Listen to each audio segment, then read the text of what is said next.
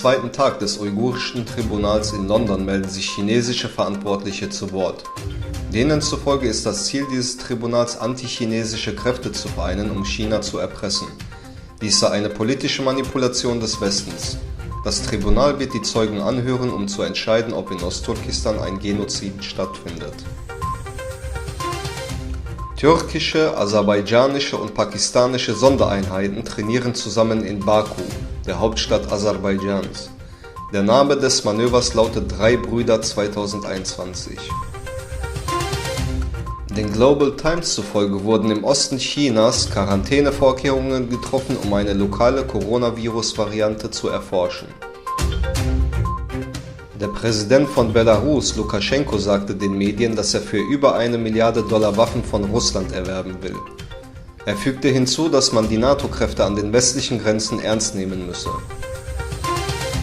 Die USA, Südkorea und Japan treffen sich in Tokio, um über die Abrüstung von nuklearen Atomwaffen auf der koreanischen Halbinsel und über weitere Gespräche mit Nordkorea zu beraten.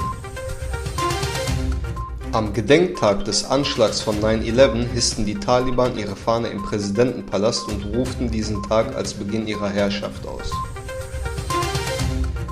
Der stellvertretende Generalpräsident der AKP, Kurtulmuş, ist mit einer Delegation nach Usbekistan geflogen.